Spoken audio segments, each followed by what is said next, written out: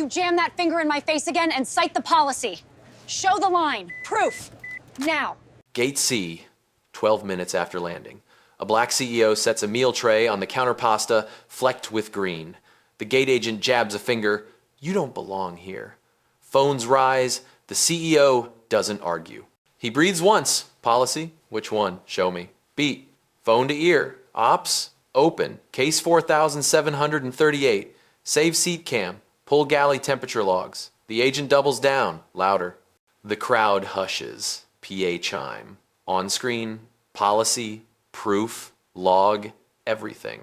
They served mold at 35,000 feet. He'll handle it on the ground, quietly and on the record. Gate C12 hums with the shuffle of a just landed crowd.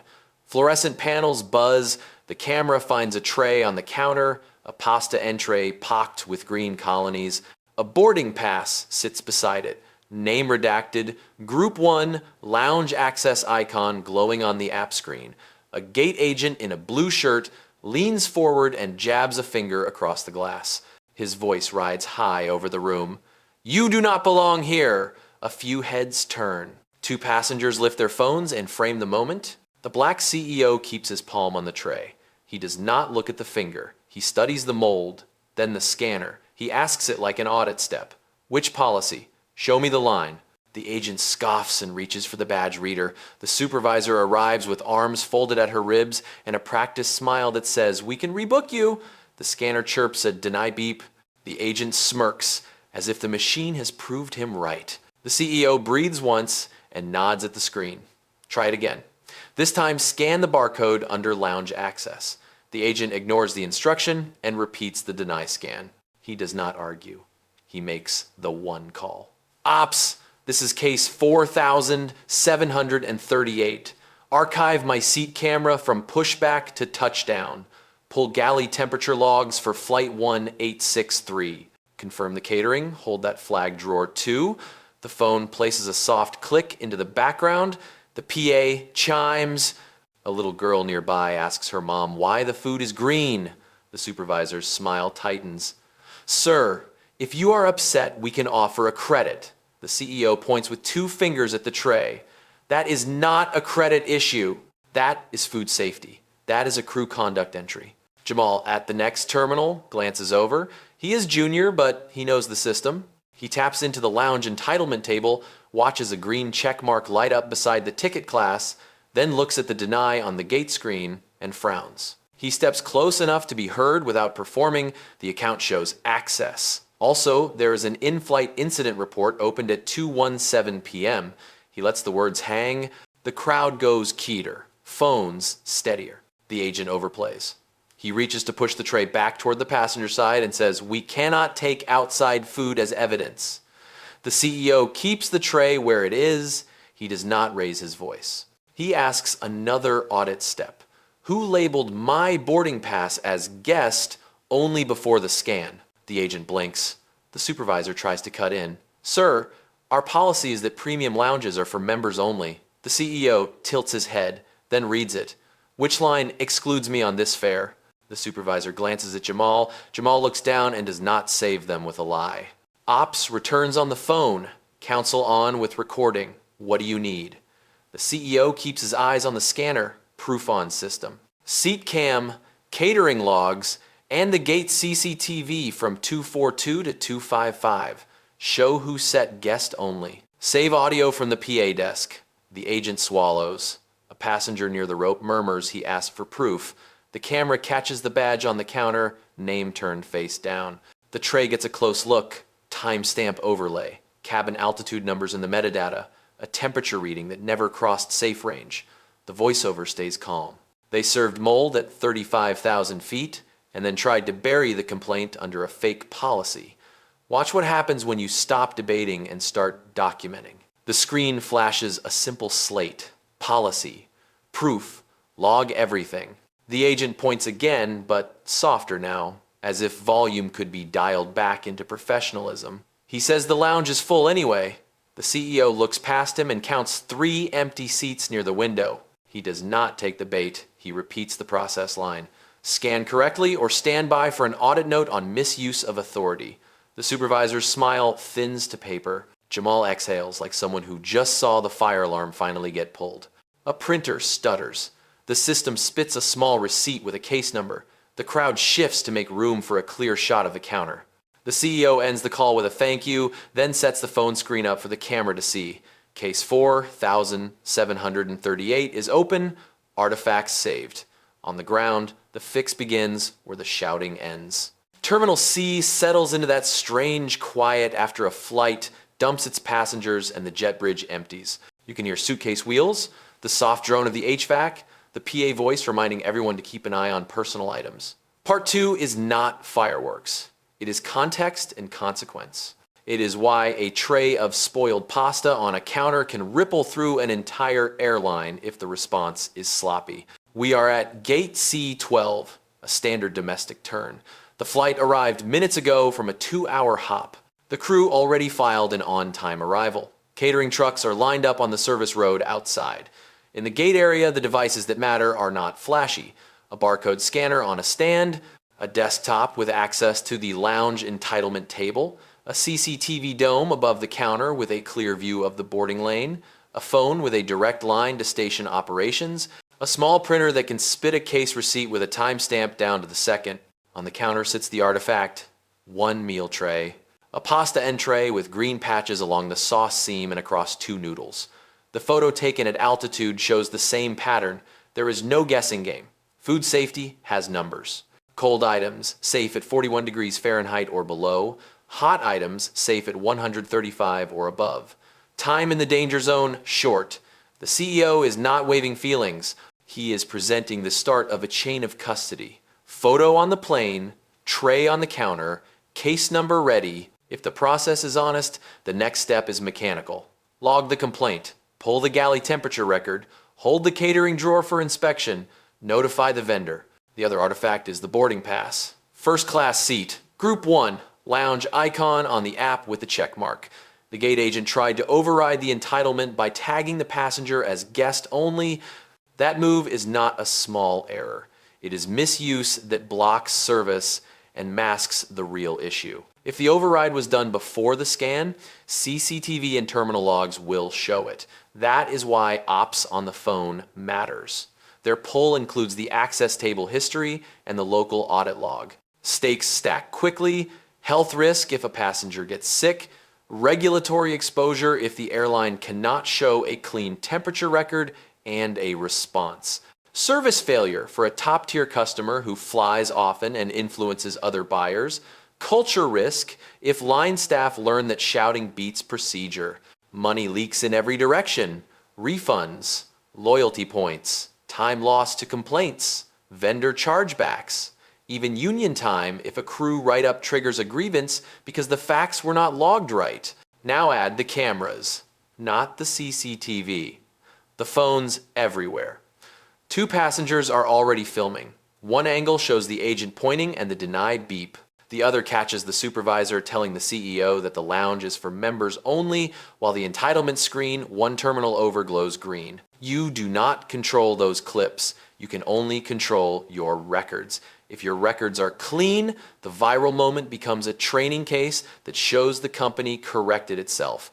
If your records are dirty or missing, the moment becomes a story about power without guardrails. The CEO knows this. That is why he refuses to argue policy at the counter. He defines the stakes in sentences that fit inside a log entry. Which policy and where is it written? Who set guest only and at what time? Save seat footage from pushback to touchdown. Pull galley logs for drawer 2. Capture gate camera from 242 to 255. When each piece is saved, the narrative is no longer about tone. It is about evidence. For the station, the stakes are also operational.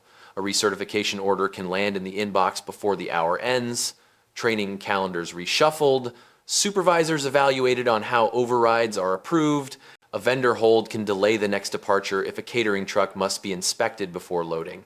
All of that because one agent treated a complaint like a debate and not a process. The audience needs only one takeaway from this setting. Airports look chaotic, but they run on logs. Whoever controls clean documentation controls the outcome. The black CEO does not need to raise his voice. He needs to make the system show its own truth. That is the real power in this room. Part 3 is about people, not props. The camera settles on the man at the counter first. Mid-40s. Travel worn but deliberate. The black CEO stands with his weight, even one hand resting near the tray and the other relaxed by his side. He does not pace, he does not gesture big. He listens. When he speaks, it is audit language. Which policy? Show the line. He runs companies, he also runs checklists. You can see it in the way he waits for the scanner to finish a cycle before asking the next question. Quiet power has a cadence, and he keeps it. To the left, the gate agent. Early 30s, shoulders pitched forward, voice trained to fill the concourse. He relies on volume and posture. He likes the deny beep because it feels like the machine agrees with him. He believes the lounge is a prize he defends, not a standard he verifies. When the CEO asks for the policy, the agent hears a challenge to his authority, not a request for a citation. He doubles down. You do not belong here. He is not a villain in a movie. He is an employee who learned the wrong lesson about discretion. Behind the counter, the shift supervisor. She prefers calm words that smooth edges, but her eyes track risk more than fairness. She folds her arms, offers a credit, and frames the conflict as feelings instead of facts. If we can rebook you, can we move on? She wants the scene to end without a ticket in the system, not because she hates records, but because records trigger work. Work means scrutiny. Scrutiny means the next level might ask why the override happened before any scan. 2 steps down, Jamal. Junior title, steady hands. He respects the process more than office politics and taps into the entitlement table because he knows machines do not have moods. A green check for access pulses on his screen. An in-flight incident report sits open with a timestamp. He is the truth keeper in this story, the person who lets the system speak. He does not announce it with a speech. He simply says, the account shows access and lets silence do its part. Now widen the frame. The Greek chorus is the traveling public. A couple with backpacks, a parent and a kid, a woman in a suit waiting on a connection. Phones come up not to provoke, but to remember. You can hear their breaths even out when the CEO says the word proof. They do not need to pick sides. They want to see if the company can pick itself. Off frame for now. Operations and Counsel on the phone. You hear them as clipped confirmations. Case created. Pull complete. CCTV window set. Their job is not to rescue anyone at the counter. It is to preserve the record so the system can self-correct. If they do it right, their voices will disappear and the logs will stay. Every character has a lever. The agent has the scanner. The supervisor has the stopgap of a courtesy credit. Jamal has the screen with the real entitlement. The CEO has the habit of documenting. The crowd has the cameras. Ops has the archive. None of these levers works alone. Together they either make a cover story or a clean story. Which one you get depends on whether the next minutes are about egos or procedures. The narrative tension is simple. Will the counter team keep pushing a label that does not match the ticket, or will someone align with the data? The CEO will not decide that for them. He sets the conditions. He asks for the clause. He asks for the timestamp. He asks for the name that set the guest-only tag. He does not flinch when the agent grows louder. The louder the room gets, the more the script stays tight. Policy. Proof. Log everything. The cast is set. The next move reveals who actually believes in standards. Part 4 begins with a sound most travelers ignore. The barcode scanner gives a flat deny beep, the tone that says not this time. The gate agent leans on the moment as if the machine is a referee. Guest only, he declares, and slides the boarding pass back like a verdict. The label is neat, typed into a field you cannot see without credentials. It sits on top of the record like a sticker, and if no one questions it, the sticker becomes the story. The black CEO does not accept stickers. He asks the kind of question that has only one honest answer. Which policy and where is it written? He wants the clause number, the URL, the line that excludes him under this fare and status. The agent hears the question and repeats the label, louder this time, as if amplification could turn a tag into law. The supervisor steps in with soothing cadence about members only and guest access during peak times. None of that is a citation. None of that explains why the tag appeared before a proper scan. The camera lingers on the pass. You can see a lounge icon on the app with a green check tied to the exact ticket. You can see first printed next to the seat row. The agent chooses a different truth. He taps the override field again and lets the deny beep serve as backup choir. The deny is not proof. Proof would be a policy screen, a membership database mismatch, a recorded peak capacity lockout. What you have is a label applied off the books and a team hoping volume will fill the gap where a clause should be. Jamal looks like he wants to speak but does not step over his lane. He opens the entitlement table quietly. The entry light's green. He opens the in-flight incident report. The timestamp shows it was opened at 2:17 for a catering safety concern. He understands what this means.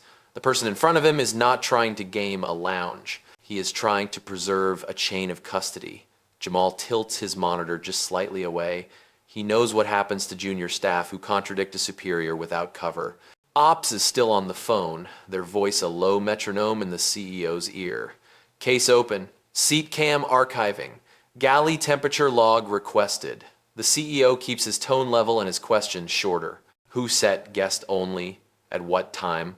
On which terminal? Those are not rhetorical. Each one maps to a specific field in the local audit log. Each one can be answered in minutes if someone chooses procedure over posture. The inciting incident is not the mold. The mold is evidence. The incident is the label that tries to erase everything the evidence implies. Guest only reframes a health complaint as a membership dispute. It suggests the customer is out of place rather than the meal being out of spec. It turns a process problem into a personality problem. And if that stands, nothing else needs to be fixed. The tray gets tossed. The vendor keeps moving hot food through the danger zone. The crew who downplayed the issue on board never gets retrained. The numbers look clean because the complaint never existed. The crowd senses the pivot. Phones tilt in for a cleaner angle at the screen where the deny flashes. A woman in a suit murmurs that the app shows access. A parent whispers to a kid that grown-ups have to follow rules too. The agent hardens. He says policy like it is a shield, but he will not show the line. The supervisor plays peacemaker with a credit offer and a suggestion to step aside, which is another way to say stop being on camera. The CEO does not move. He repeats himself with the patience of someone who has closed deals in rooms colder than this. Which policy excludes me? Who placed the guest-only tag before scan? Who approved the override? He does not accuse anyone by name. He asks for the system to speak. When the system speaks, people do not have to. That is the point of records. Jamal finally finds a place to stand that will not get him fired for existing. He clears his throat and says the account shows access. The words are simple, almost small, but they cut a path through the fog. The supervisor looks at him like he has stepped on a live wire. The agent says the lounge is at capacity. The camera pans to 3 empty seats by the window, the lie buckles, the label phrase. This is the spark. A false tag on a real ticket used to obstruct a complaint that could cost less to fix than to hide. From here, the story does not need anger, it needs timestamps. Pull the gate CCTV from 2:42 to 2:55. Capture the terminal where the label was set. Save the audio from the PA desk. Labels cannot outrun logs. The incident has a time. The time has a record, and the record is about to rewrite the scene. Part 5 turns down the volume and turns up the record. The black CEO stops engaging the counter like a debate stage and treats it like what it is, a terminal with an audit trail. He steadies his phone at chest height so the mic has clean audio. Then he makes the one call that matters. Station ops. This is an incident follow-up from flight 1863. Open case 4738. Preserve seat camera from pushback through taxi. Pull galley temperature data for drawer 2. Start a hold on the catering cart until inspection. The words are slow enough to transcribe, exact enough to match a form. Ops confirms in clipped replies. Case open, preservation in progress. A second voice joins in quietly. Legal and ethics on the line for recording. The CEO adds a single request that changes the shape of the room. Create a gate event on the case. Link the CCTV feed from the counter and boarding lane. Note any edits to lounge access status on this ticket between 2:42 and 2:55. He does not look at the agent while he speaks. He looks at the scanner and the small receipt printer like a foreman looking at gauges. The agent senses control slipping and escalates to presence. He flags down a red-vested floor lead, hoping a uniform can absorb the conflict. "Sir, the lounge is for members only." The line is well worn, reassuring to say, but it still is not a citation. The floor lead repeats it once and then notices the case number glowing on the phone screen. He blinks and does not repeat it again. The supervisor tries a softer tactic, the choreography of calm. "Let us step aside. We can resolve this off to the left." It would get the tray out of frame, get the phones to drop, get the moment to cool before it becomes searchable. The CEO declines by not moving at all. "My complaint is about process at this counter. The record belongs here." The words are polite, but they fix the venue. He is not hunting a scene, he is anchoring jurisdiction. Jamal breathes through his nose and does the thing every rules person does when the air gets thick. He double-checks the table. Lounge entitlement is still green for this ticket class on this flight. He cross-references the in-flight incident report, opened at 2:17 with a brief description of visible spoilage. He glances at the deny screen 2 terminals away and sees a tag that does not match the facts. He does not announce a verdict. He speaks a single sentence, like a line item. The account shows access tied to this seat. The sentence is not for the crowd, it is for the record. The agent overplays again, not with volume this time, but with control. He reaches to slide the tray back toward the passenger side and says outside food cannot be used as evidence. The CEO keeps one finger on the tray to preserve position and chain of custody. He answers with the quiet math of safety standards. Hot food held below 135 for too long is unsafe. This was served aloft. The in-flight photo is time-stamped. The drawer's temperature reading will confirm or contradict. He is not telling a story. He is setting up a reconciliation test. Ops begins feeding results. Seat cam is preserved. Galley temp log requested from catering vendor. Gate camera clip window set. The legal voice adds a housekeeping note that makes the supervisor look away. All staff at this counter are now on notice that records are being preserved. Continue as trained. The phrase is plain but cold. It means there is no more room for improvisation that will not end up on a screen later. The crowd's energy cools to a listening stillness. The phones are steady, but you can hear less breathing now and more terminal hum. The floor lead steps back a half pace. The supervisor lowers her arms, checks the small printer for activity, then checks Jamal's screen without asking. She sees the entitlement check. She sees the incident report. She closes her mouth and lets the agent feel alone. The agent tries one more feint, the scarcity card. The lounge is at capacity. It is safer than arguing policy because capacity changes minute by minute. The camera drifts to the window where 3 empty seats sit under a news crawl. The claim evaporates in the same shot that made it. The CEO does not correct him. He stays in procedure. Who set guest only on this ticket? Name and terminal. Timestamp. He is not seeking an apology. He is compelling the system to produce a fact. Ops responds with the next breadcrumb. Audit trail shows a status edit at 2:44 from terminal C12B. User ID masked for review. CCTV clip queued for that minute. The air changes. You can feel the scene slide from argument to forensic timeline. The agent's finger, so useful for pointing a minute ago, now looks like a cursor that might be caught hovering over a field it should not have touched. The PA chime drifts over the gate, a gentle tone like a metronome counting down to the reveal. The CEO ends the call with 2 words that set the pace for everything that follows. Continue logging. He rests his hand on the tray again, not to claim the space, but to hold the line that divides feelings from facts. In part 5, nothing explodes. Instead, the room learns that silence plus a phone plus a process beats volume every time. The record is awake, it is hungry, and it is about to eat the label that started this. Part 6 is where volume tries to beat procedure. The gate agent shifts from denial to spectacle. He reaches for the intercom and asks for a floor supervisor to the counter, voice pitched to carry. The mic pops and he forgets the button stays hot a half second after he lets go. You catch him muttering that he is not letting this guy waltz into premium on a technicality. The sentence is not explosive, but it is enough.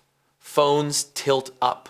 The room hears the intent that sat under the label. The meal tray stays anchored to the counter, the boarding pass beside it like a ledger line. The black CEO does not look at the phones and does not look at the agent. He watches the receipt printer because it will tell him whether the system is listening. The printer clicks but does not feed. He notes it out loud for the record. Case open. No printed acknowledgement at the counter yet. The words file themselves like timestamps. From the jet bridge, a member of the cabin crew appears, the flight attendant who minimized the mold at altitude. Still in uniform, still sure of her narrative, she tells the supervisor that the pasta looked discolored but safe and that the passenger declined an alternative. The CEO answers with a neutral correction. I documented the spoilage at service and asked you to open a safety report. You suggested it was cosmetic. His tone is flat and the contrast stings more than any raised voice. The agent sees back up and leans in. He gestures to the crew badge like it is a shield and declares that lounge privileges are at capacity anyway and that the area is for paying members, not guests who cause scenes. The camera catches 3 empty chairs behind him. The line is not even wrong. It is irrelevant. Capacity is a number on a dashboard, not a feeling in a throat. The crowd knows it. Jamal knows it and has the screen that proves it. He clears his throat and says, the lounge tile shows green and no capacity lockout is active. The supervisor tries a new tactic, one that appears helpful and is, in practice, a way to make evidence disappear. She suggests the tray be treated as a biohazard and removed by janitorial so the area can be sanitized. The CEO acknowledges the safety concern and solves it without surrendering the record. Photograph the tray in situ with a timestamp card, tag it with the case number, and hand it to a named custodian. Chain of custody is simple if you want it to be. The supervisor's eyes flick to the phones and then to the printer again. Still no receipt. She knows Ops is archiving. She does not know how much the room will hear. PA chime. A gentle tone. Then the intercom opens not to a boarding call but to the supervisor's voice, carried farther than she intended. Confirm guest only on C12 case so we can move him along. The line lands like a gavel, and the silence that follows is not confusion. It is recognition. You can see the agent's shoulders lift and fall, a micro flinch that understands hot mic and consequence in the same heartbeat. The flight attendant steps closer, defensive now. She insists she followed service protocol and that passengers sometimes threaten reports to get perks. The CEO keeps his language clinical. The galley temp record will settle that. The seat camera will show the interaction. He is not casting motives. He is reciting reconciliations. Ops returns in his ear with a monotone status. CCTV clip from the counter is cued. Terminal C12, B shows a status edit at 2:44. Audio is present.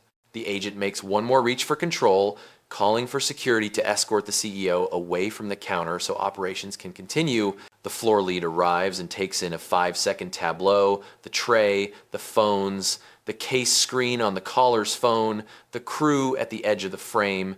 He asks a single question with the weariness of someone who has seen video before. Policy every day this month. Is there a case number? The CEO holds the screen up without flourish. 4 digits and a timestamp. The floor lead nods once and does not touch the man who has a record in progress. Jamal inhales, then chooses where to stand. He does not look for permission. He speaks to the truth he can verify. The entitlement remains green. The incident report was opened at 2:17. The deny tag does not align with these records. It is the smallest speech in the room and it shifts the room the most. The supervisor's hands leave her arms and find the counter, fingers flat. The agent's volume drops a notch. The flight attendant looks toward the jet bridge like it might reopen. The crowd does not erupt. They recalibrate. Phones lock focus on the speaker that betrayed the plan, on the agent's terminal, on Jamal's screen. The CEO finishes the only sentence that matters for this minute. Continue logging. Then he stops talking, because escalation feeds on dialogue and documentation eats in silence.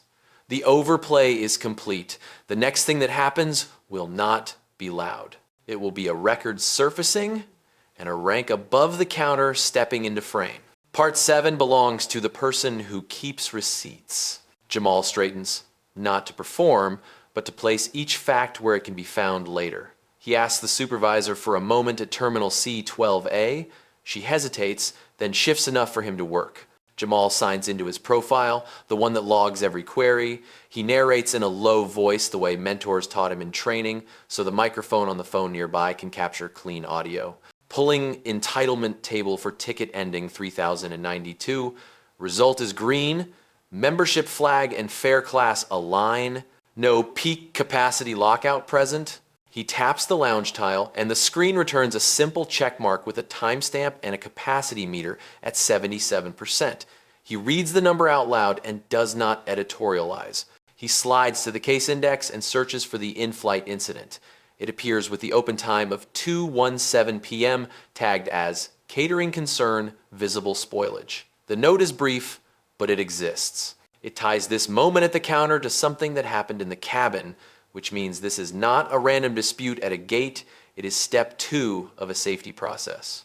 The gate agent exhales like he wants to swallow the room back down his throat. He says the lounge is discretionary. Jamal does not argue. He clicks open the local audit log for terminal actions. The screen returns a short line of activity. At 2:44 p.m., a status edit on the boarding record set to guest only, entry point C12B. User ID, masked pending review. He reads each field slowly. He does not say a name. He lets the structure of the system do that later. The supervisor finds her voice and asks if the lounge can resolve the food complaint downstream so the gate can keep moving. Jamal does not answer the policy angle, he answers the sequence angle. The complaint is already downstream. It is in the case system. Gate is upstream of lounge. Our job is to align records. He has no rank to make this a decree, yet the sentence lands like one because it is about order, not opinion. The flight attendant hovers near the jet bridge door, hands clasped, explaining to anyone close enough that the sauce looked off, but not unsafe. Jamal opens the training card for galley temperature thresholds because he knows this is the page ops will cite if this goes formal. He reads the numbers in a level tone. Hot holding at 135 Fahrenheit or above. Cold holding at 4, 1 or below. Exposure time limits apply. If the drawer log shows a variance, service should be paused. He does not accuse, he aligns. The black CEO stays in the edge of the frame, still and present without filling the moment. He listens to Jamal recite and does not interrupt. When Jamal finishes a block, the CEO adds only what ties back to a field. My photo timestamp is 2:05 p.m., seat 2A, service cart, drawer 2. I asked for a report then. The attendant suggested discoloration. The sequence matters because it converts narrative into data. Jamal nods once and adds those details as a note in the case viewer, tying the in-flight report to the gate event. Phones around them keep rolling, but the energy has changed. The crowd is not waiting for a scene. They are watching a record take shape. You can hear the hiss of the HVAC, the soft squeak of a stroller wheel, a boarding call from a far gate drifting in like a second soundtrack. The agent's finger, so active earlier, now taps the counter without aim. He looks at the terminal where the audit log sits and says nothing. Jamal prints a tiny slip, the kind that always curls at the edges. It shows case number, time, and a short description. He hands it to the supervisor, who accepts it like it might burn. He suggests a basic custody step. Photograph the tray with the slip in frame, identify the custodian who will transfer it to facilities. The supervisor meets his eyes and then glances at the phones. She nods. The request is not flamboyant. It is procedure. It is also permission to stop improvising. Ops checks back in the CEO's ear, confirming the CCTV clip from 244 is cued with audio and that legal is archiving. Jamal does not flinch at the mention of audio. He is old enough in the job to know hot mics happen. He is young enough to still believe a clean process can survive a clip. He keeps reading fields. He keeps aligning times. He keeps the language flat so the facts rise. The agent attempts a final pivot, asking if the CEO would accept a courtesy voucher and let the team reset. Jamal does not answer for anyone. He adds a line to the case instead. Customer requests policy citation regarding lounge access under this fare and status. Override applied prior to scan. He hits save. The cursor spins for a second and settles. The record holds. What Jamal does next is small and changes everything. He turns his monitor just enough that the supervisor can see what he sees. Not to shame, to share the ground truth. She watches the green check. She watches the 244 edit. She watches the in-flight report's time. She lowers her shoulders a fraction. The gate agent watches her, then the screen, then the phones. He understands what the room understands. The truth is not in the volume, it is in the log. Part 7 ends with no grand speech. Jamal steps back into his square of carpet. The slip of paper sits beside the tray. The audit trail now breathes through 4 timestamps and 2 systems. The CEO does what he has done all along. He lets the system speak. Quiet power does not need a bow. It needs a signature on a record and one person willing to say the line that matters. The account shows access. The rest will follow. Part 8 begins with a different kind of arrival. Not a plane, a voice. Operations Counsel joins the open line, steady and precise, and the room tightens without anyone saying shh. The black CEO does not turn the phone into a prop. He keeps it low and speaks in sentences that fit a form. Case 4738 is active. Preserve counter audio from 242 to 255. Link to seat camera and galley temperature record. Confirm the status edit at 244 from terminal C12B. The reply is simple. Confirmed. Preservation in progress. A station manager moves into frame from the concourse, wearing the kind of calm that comes from solving problems for years. He clocks the tray, the phones, the crew member near the jet bridge, the agent at the scanner, and the junior staffer who looks like the only person breathing on pattern. He asks for the case number. The CEO turns his screen just enough. 4 digits. Timestamp. The manager nods like a pilot reading a checklist. He asks the supervisor whether a policy citation was provided. Not a paraphrase, a citation. She opens her mouth, closes it, and looks at Jamal's monitor instead. The CEO does not raise his volume with the manager on deck. He lowers the friction. Do you want proof on system or on the gate projector? The question is not a threat. It is logistics. Counsel answers first. On system for record integrity. The manager adds that a brief visual would help align the counter team. He gestures toward the informational monitor behind the desk. Not an advertisement loop, a live feed that can mirror a desktop. The agent tries to regain narrative with a familiar line. The lounge is for paying members, and capacity is tight. The manager asks for numbers, not feelings.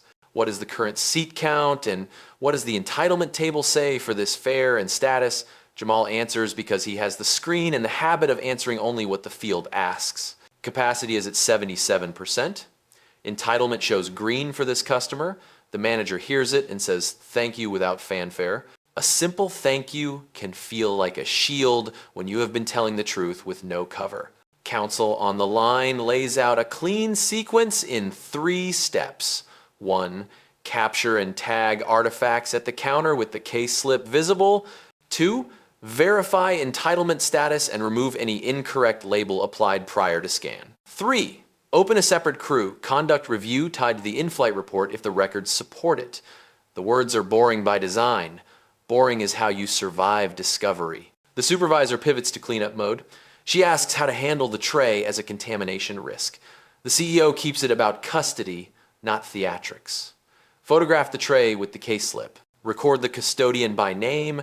Transfer to facilities with a chain of custody note and time. The manager repeats the steps out loud for the camera and for the desk staff, then assigns a name. A porter appears with gloves and a cart. No one rushes. The scene does not need speed, it needs order. The flight attendant speaks to the manager in a near whisper that still carries to the front row of phones. She says the dish looked cosmetically off, but she believed it safe, and that the passenger was escalating for lounge perks.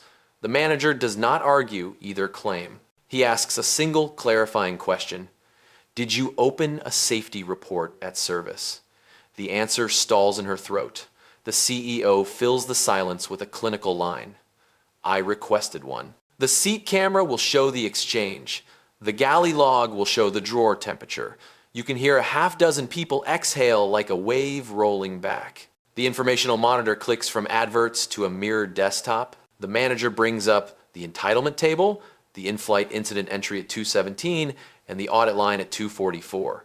He does not read names, he reads fields and times. He lets the room see how small the truth is on a screen and how large it becomes when ignored. The agent watches the cursor sit over the edit line and finds nowhere to put his hands. Security drifts near the rope line, not summoned by anger, but by gravity. The floor lead gives them a look that says, "Stand by and do nothing." Counsel reminds the group that preservation is active and that all staff are to proceed by training. The phrase is as gentle as a speed limit sign and just as hard.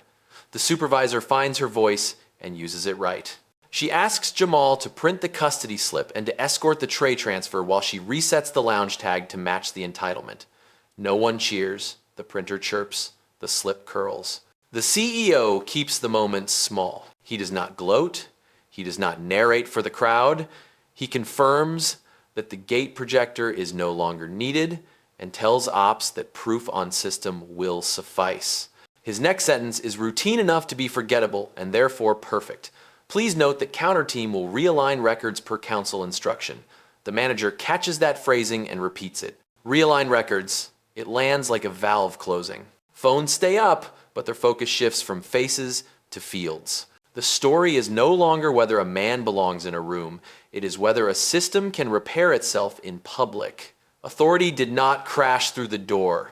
It walked in through a phone line and a manager who understands checklists. The energy in the gate area drops the way a jet engine spools down on the tarmac. You feel the power change without anyone shouting. Part 8 ends with a soft image. Jamal placing the slip next to the tray for a photo. The manager signing his name as custodian. The supervisor removing a tag that never should have been there. Counsel's voice confirming that the CCTV clip is attached. The CEO looking at the scanner, not the agent, and saying the only two words that keep this kind of scene from ever becoming a spectacle. Continue logging. Part 9 is the part where screens do more work than voices. The manager pivots the counter monitor to the mirrored display behind him, and the gate area rearranges itself into a classroom without chairs. He does not announce a reveal. He sequences it, one layer at a time, the way counsel prefers and technicians understand. Layer 1 is the simplest and the hardest to argue with. The photo from the cabin fills the screen, the pasta dish at service with green patches along the sauce seam. A timestamp rides in the corner with seat 2, a metadata embedded. Next to it, on a split view, the same tray now sits on the counter with the case slip curling at the edge. The two images mirror like a before and after that skip the fix. The manager reads nothing into it. He reads what is on it. Image captured at 2:05 local. Chain of custody begins at counter at 2:49. The cabin crew member stares at the first frame like it refuses to blink. She says she believed it cosmetic. The manager nods without judgment. The record reads, spoilage. Belief will be tested against temperature. Layer 2 is the part everyone says they want until the numbers show up. The galley temperature log appears, a simple strip of times and readings for drawer 2. The safe range is not a vibe. Hot holding should stay at 135 Fahrenheit or above. The graph dips below that line and hangs there long enough to make a trainer sigh. The manager traces the drop with a finger, then points to the service time. You do not need a speech. The visual handles it. The flight attendant swallows and says, the flight was smooth, the cart stayed closed, maybe the sensor is off. The manager notes the comment and requests a calibration check on the drawer. He does not argue marriage to a reading, he checks the marriage license. Then he brings up the gate's slate gray audit log. Layer 3 is the part that makes or mends trust. The log lists actions by terminal and time. At 2:44, an entry appears on terminal C12B. Status edit set to guest only on the boarding record tied to this ticket. User ID masked for review. The manager reads the line once, then reads it again slower. He does not ask who. He asks when and where, because who tends to present itself when, and where are pinned down. The room does not erupt. It exhales. The phones catch the audit line like a headline. The agent rocks on his heels as if standing still might reverse a minute. The supervisor does not defend the edit. She moves. She asks Jamal to restore the proper entitlements and to capture the log line as an attachment in the case. She asks the manager if he wants the mirrored display to stay up for training. He says yes. The point is not to embarrass a person.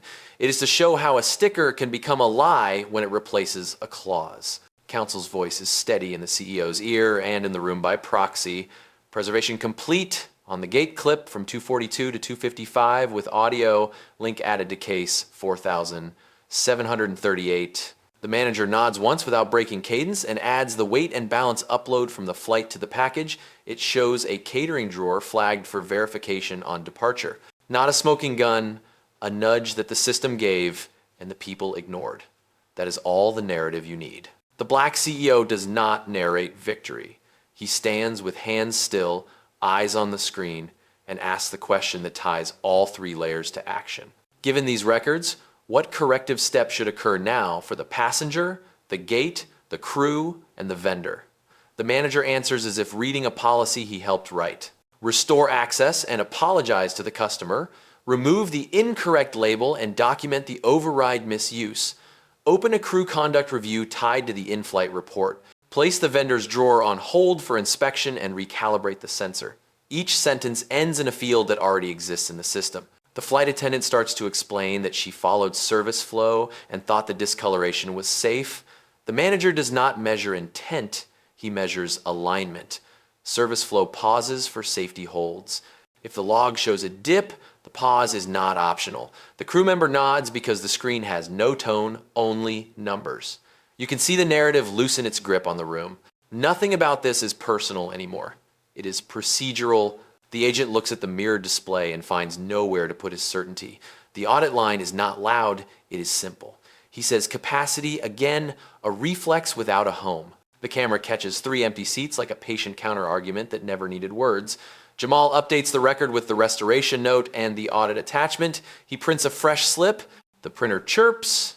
The paper curls. The date locks. Part 9 closes not with applause, but with alignment. 3 layers of proof sit inside one case, each tied to a time the public can see. The manager lowers the mirrored display. Counsel reminds them to proceed by training. The CEO gives the smallest nod, a signal that what needed to be shown has been shown. The room understands that standards are not loud. They are layered, and today the layers held.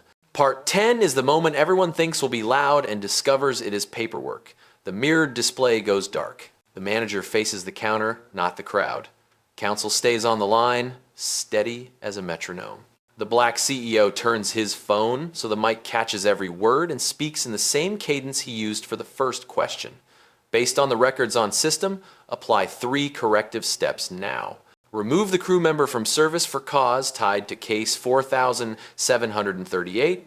Freeze lounge and crew access for the involved team pending retraining and recertification. Log the counter override as misuse of process with a bias flag and attach the audit line and CCTV clip. No one flinches at a shout because there isn't one. The flight attendant looks at the floor, then at the manager. He does not debate intent. He acknowledges custody and timing. You will be released from duty and scheduled for a conduct review tied to the in-flight safety report. HR will contact you at the number on file. Surrender your crew badge at the jet bridge desk. The words are simple, and their simplicity makes the phones steadier. The supervisor receives the second order without bargaining. Freeze crew lounge access for the gate and cabin team members listed in the case until recertification is complete. She keys the freeze into the profile system, the tiny dialog box no one notices unless they have to. A field changes from active to hold. The manager asks her to read the confirmation code aloud. She does. Jamal adds it to the case notes. The lesson lands not as punishment, but as alignment. When a process is misused, you pause privileges tied to that process until people relearn it. The third action is the quietest and cuts deepest. The manager pulls up the local audit log and enters a corrective entry, override misuse on boarding record prior to scan, bias indicator toggled per counsel guidance, attachments added. He tags the CCTV clip and the 244 edit. He asks Jamal to attach the entitlement check and the capacity readout. The record grows by inches, not spectacle. Security hovers where they have hovered, at the rope line, waiting for someone to forget what room they are in. No one forgets. The floor lead takes the crew badge from the attendant without comment and notes the time on his clipboard. He does not march anyone anywhere. He treats the corridor to the jet bridge like a boundary where tone resets and policy takes over. The black CEO does not narrate the consequences. He confirms them, like closing tasks on a checklist. Crew member removed from service. Freeze applied with code recorded. Counter override logged with bias, flag, and attachments. He asks counsel for one more line. Open a station-wide recertification session on lounge entitlement and audit hygiene within 10 business days. Counsel says, scheduled. The manager repeats it for the counter team, so there is no rumor and no fear, just a calendar block. The agent who set the label stands inside silence that feels like static. He tries to say he was protecting standards. The manager answers with a sentence that belongs in training. Standards are citations and timestamps, not stickers. The agent nods without words. He has learned more from 30 seconds of a log on a wall than from a year of volume at a counter. Jamal prints 2 slips. One is the custody photo receipt for the tray, now on a cart with a facilities tag. The other is the restoration note for lounge access with the freeze codes listed for staff, not customers. He hands the restoration slip to the CEO like a receipt you actually keep. The CEO reads it once and pockets it. He does not pose. He does not thank the crowd. He thanks the record. The supervisor turns to the passengers who have been waiting at the lane and delivers a short apology that does not ask for grace and does not hide behind peak times. We handled an incident. Your boarding process will continue now. Thank you for your patience. A tone sounds down the concourse as another gate calls a group. People lower their phones. The energy changes the way a fan spins down. Slower, then quiet, then background. Counsel closes the loop with a measured recap that could live directly in Discovery. Case 4738 now includes in-flight artifact, gate custody photo, galley temp log, entitlement verification, audit line at 244 with user masked, CCTV clip with audio, corrective actions applied, and recertification order scheduled. Proceed by training. The manager acknowledges and adds a final operational detail. Vendor hold placed on the catering drawer lot for calibration check and inspection. Release contingent on pass. The black CEO sets his hand flat on the counter for a second, the way a person taps a desk before leaving a room where business is finished. He looks at Jamal, not long, just enough. Keep your screen honest. Jamal nods once, like someone who has been seen and would prefer to get back to work. The camera finds nothing dramatic to end on, and that is the point. Verdict is not thunder. It is the sound of a system switching tracks and staying there.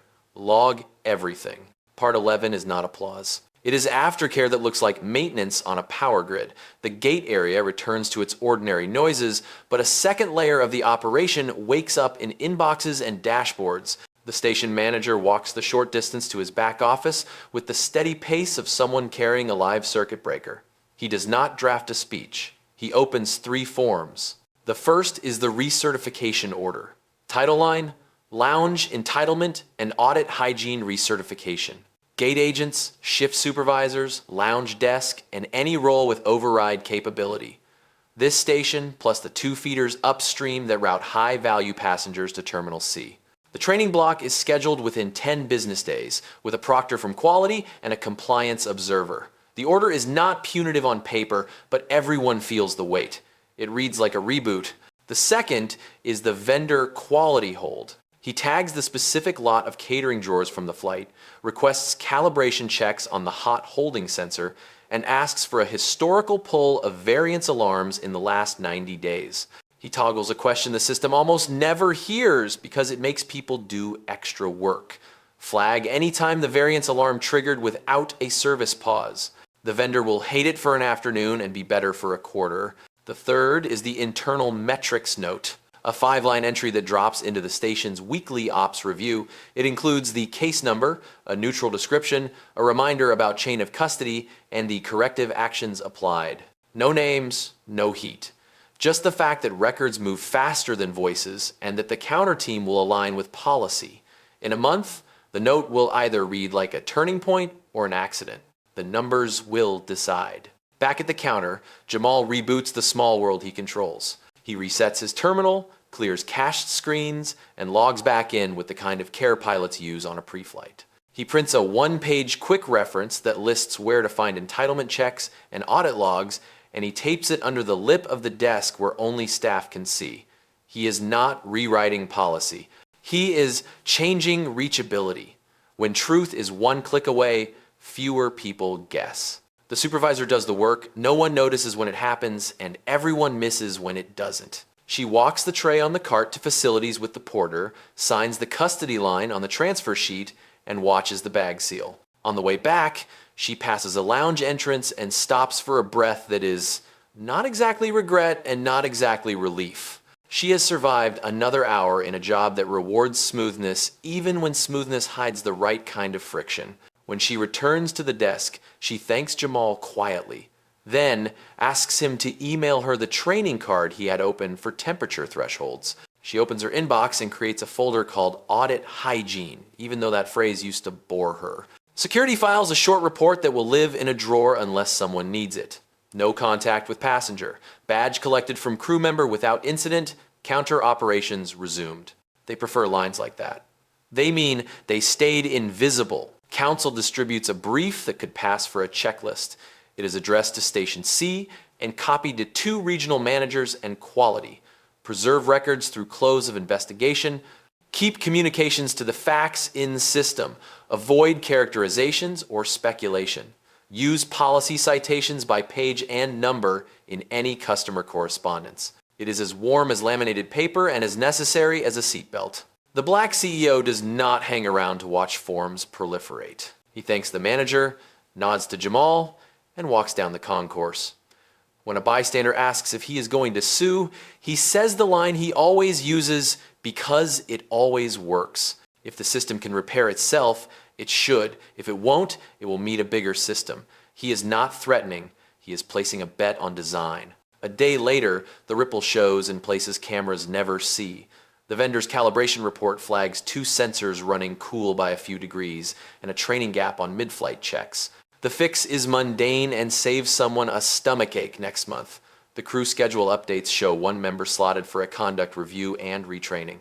The station calendar fills a morning with a session named Recert, Overrides, and Evidence. An email lands in line staff inboxes with 3 screenshots from the mirrored display and a caption that reads, "This is why we cite, not paraphrase." The agent who applied the tag reads the email twice and forwards it to himself at a personal address to reread when the urge to hurry comes back. The weekly CSAT dashboard dips for the date and then stabilizes. The manager includes a note in the review that the dip coincides with an incident resolved on system with corrective steps applied. He does not ask for sympathy. He asks for discipline. He knows a video might surface or it might not. He cannot control that. He can control whether the records are boring and complete. Jamal gets a shift change he did not request. His next roster puts him on the desk closest to the scanner for 3 days in a row, the secret promotion reserved for people who made the room quieter without asking for credit. He texts a friend that he is fine and he is tired. The friend texts back a thumbs up and a coffee emoji and a sentence that reads, "Keep the monitor honest." Part 11 ends the only way a clean fallout ends. With standard operating procedure, that looks like dignity. No one is paraded, no one is humiliated. A process that hiccuped learns to breathe without a gasp. A quiet man keeps walking with a phone that holds a case number and not much else. The lesson travels faster than a clip. It fits into 5 words that even the busiest station can memorize. Policy, proof, log everything.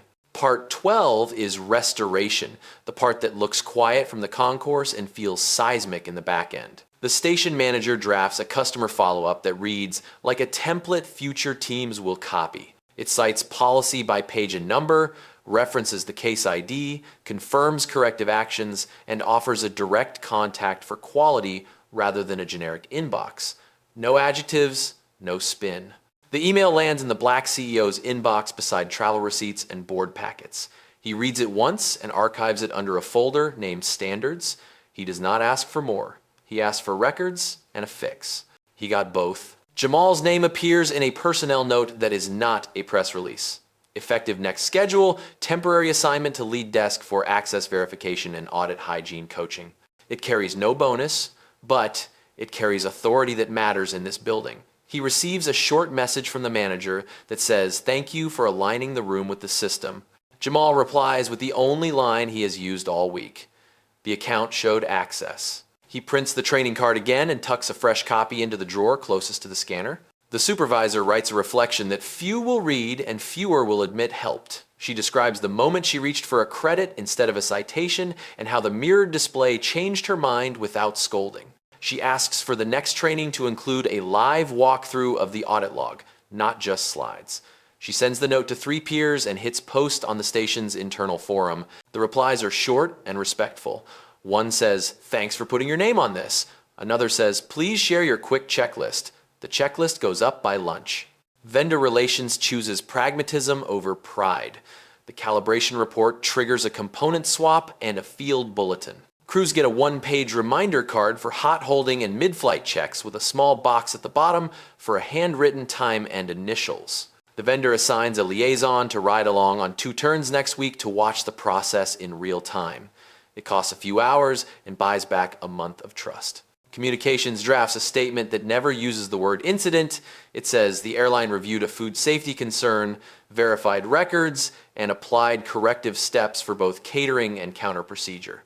It thanks customers for patience and reminds staff that policy citations beat paraphrases. The copy is clean and short enough to survive being quoted. It is posted to the intranet and pinned for supervisors to use when coaching. Legal and ethics assemble a micro case study for discovery readiness. It contains the cabin photo, the counter custody image, the temperature log, the entitlement check, the audit line at 244, the mirrored display shot, and a summary of actions. No color commentary. It is a kit, not a story. In a month, when a different station scrambles over a different argument at a different desk, someone will pull this file and run the same checklist in a fraction of the time. The Black CEO sends 1 email to 2 lines of leadership he knows by first name from industry events.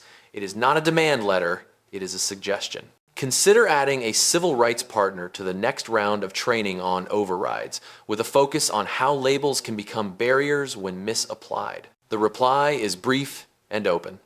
Agreed. We will integrate an external partner and an internal quality proctor. He smiles at the sentence because it describes the same coalition that saved a counter from itself yesterday. At the station, a whiteboard appears near the break room coffee that no one admits to installing. It lists 3 prompts. Cite the clause, show the screen, preserve the record. Staff start adding small wins under the headings. Lounge admission fixed with a citation. Baggage fee dispute resolved with the correct fare class pull. A denied scan reversed after the audit log showed a misapplied status. The marks are small and look like tally strokes in a gym, and they build muscle all the same. Security files a closure note that rarely gets read outside their line. No enforcement action required. Clip preserved. Coordination with Operations and Counsel completed. That one line keeps a dozen rumors from finding oxygen. It becomes the sentence a supervisor quotes when a new agent asks whether filming at the counter means chaos. It does not. It means you should make the system proud. A week later, the recertification session opens with a plain slide. Standards are citations and timestamps. The trainer runs through a live demo of the entitlement table, the audit log, and the custody photo flow. Jamal speaks for 3 minutes about how to narrate a check for the microphone without sounding theatrical. He keeps his voice low and steady. The room takes notes. No one rolls eyes. The manager watches from the back and marks the time. The culture is bending toward the boring.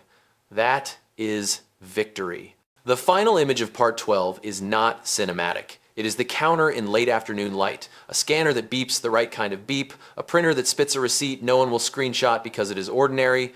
Jamal tapes a refreshed quick reference under the desk lip. The supervisor initials the custody log.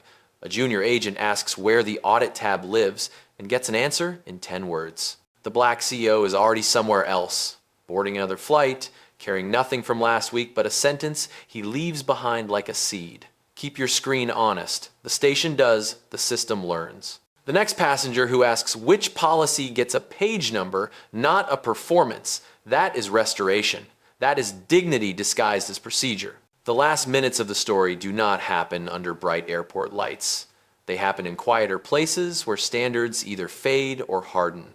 A week after the incident, the station's recertification report posts to the internal dashboard. Attendance shows full compliance. Quiz scores average high.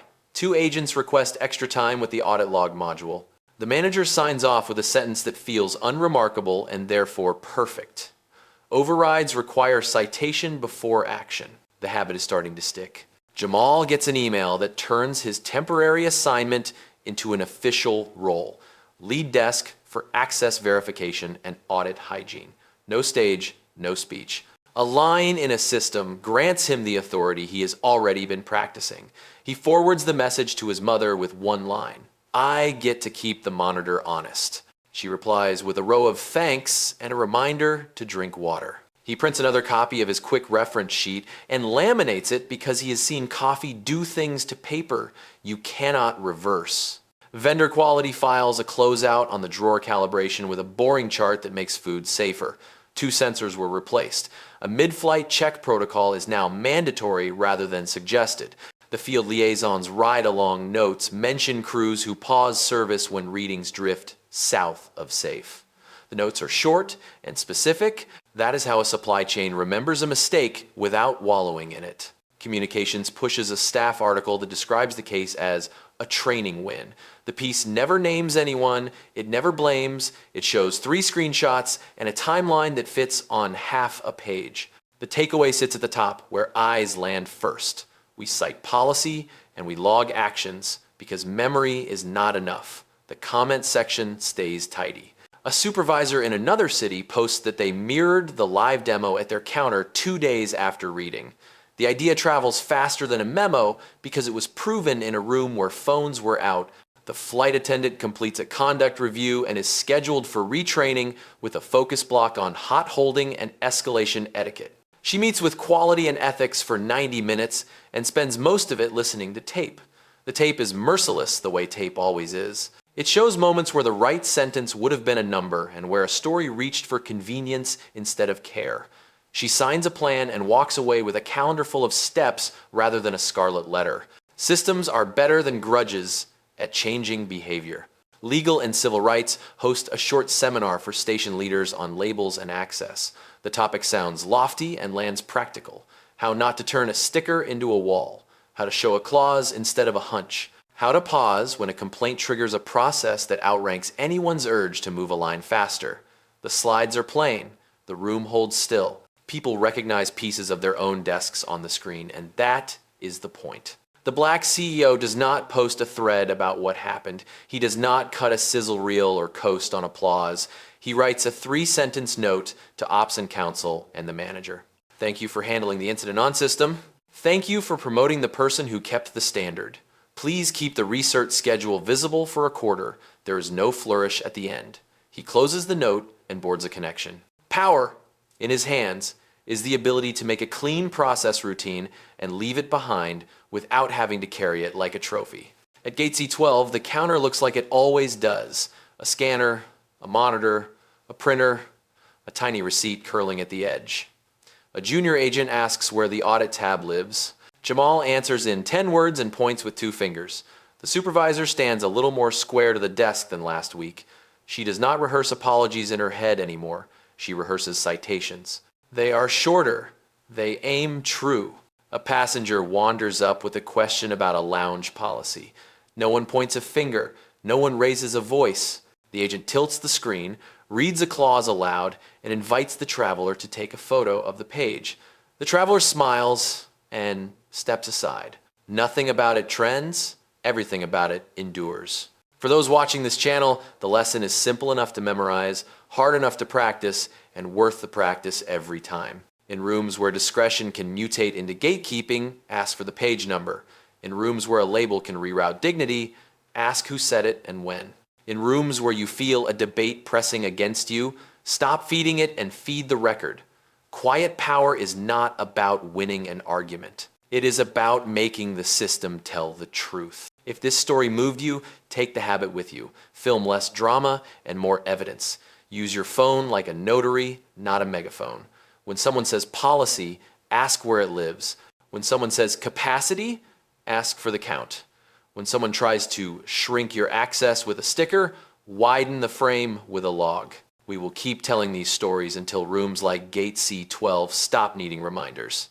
Policy, proof, log everything. Then go build a place where those 3 words are background noise not a rescue line.